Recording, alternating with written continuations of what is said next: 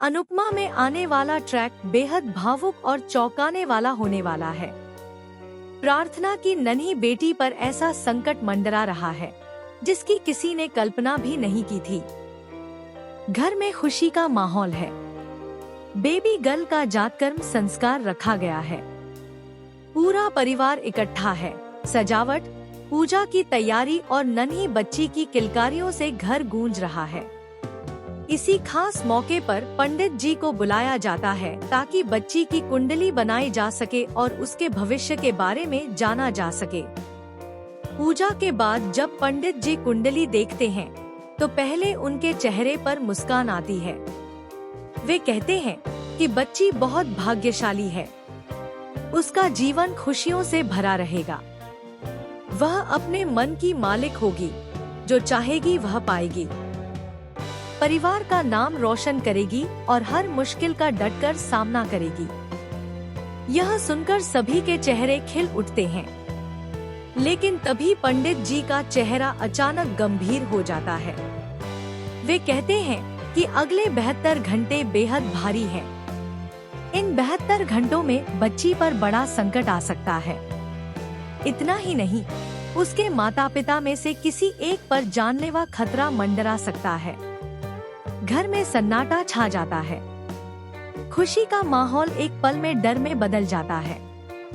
पंडित जी आगे कहते हैं कि इस समय बच्ची को ऐसे व्यक्ति से दूर रखना होगा जिसने अपनी जिंदगी में बहुत उतार चढ़ाव देखे हों, जिसके रिश्ते टूटे हों, जिसने गहरे दुख सहे हों। ऐसा व्यक्ति अनजाने में ही बच्ची के लिए अशुभ साबित हो सकता है। यह सुनते ही सबकी नजरें एक साथ अनुपमा की ओर उठती हैं। अनुपमा, जिसने अपनी जिंदगी में अपमान, धोखा और संघर्ष का लंबा सफर तय किया है, वह बच्ची को गोद में लिए खड़ी होती है। अनुपमा के चेहरे पर दर्द साफ झलकता है। वह बच्ची को और कसकर सीने से लगा लेती है, मानो दुनिया की हर बुरी नजर से उसे बचा लेना चाहती हो। लेकिन तभी वसुंधरा आगे बढ़ती है। वह बिना कुछ कहे बच्ची को अनुपमा की गोद से ले लेती है। उसकी आवाज कांप रही होती है, लेकिन शब्द सख्त होते हैं। वह कहती है कि वह किसी का अपमान नहीं करना चाहती, लेकिन अपनी पोती की सुरक्षा उसके लिए सबसे ऊपर है।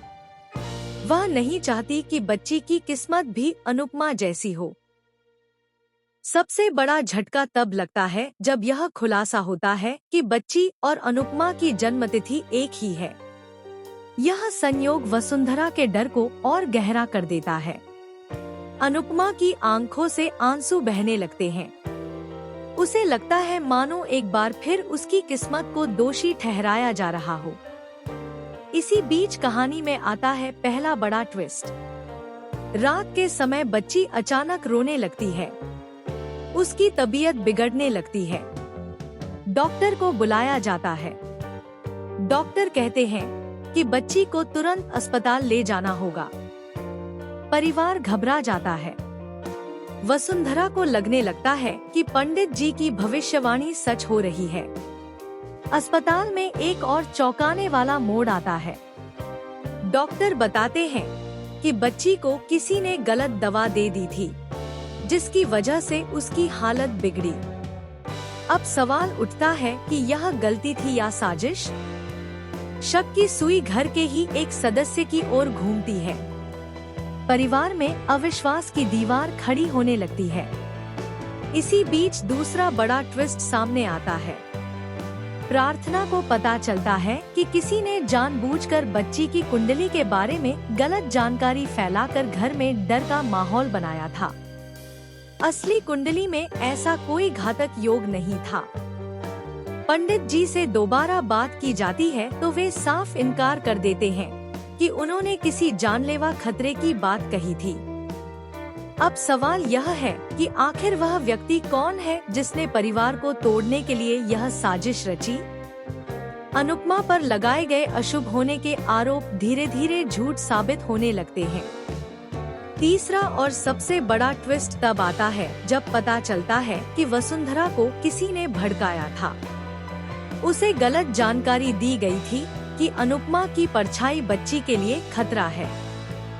सच्चाई सामने आने पर वसुंधरा टूट जाती है। वह अनुपमा से माफी मांगती है। अनुपमा, जो हमेशा परिवार को जोड़ने में विश्वास रखती है, सब कुछ भुलाकर बच्ची को गोद में उठा लेती है। उसी क्षण बच्ची मुस्कुरा देती है, मानो सारे अशुभ साये दूर हो गए हों। लेकिन कहानी यहीं खत्म नहीं होती। 72 घंटे अभी पूरे नहीं हुए हैं। अंतिम दिन एक और बड़ा हादसा होने से बाल बाल बचता है। घर में शॉर्ट सर्किट से आग लगने वाली होती है, लेकिन अनुपमा समय रहते सबको बाहर निकाल लेती है। इस घटना के बाद परिवार को एहसास होता है कि अशुभ कोई व्यक्ति नहीं, बल्कि सोच होती है।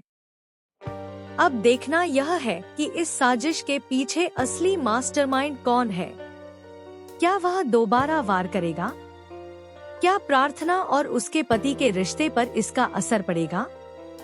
और क्या अनुपमा को आखिरकार उसका सम्मान वापस मिलेगा? आने वाले एपिसोड्स में ड्रामा, इमोशन और सस्पेंस अपने चरम पर होने वाला है। आप इस पूरे ट्रैक को लेकर क्या सोचते हैं? अपनी राय जरूर साझा करें।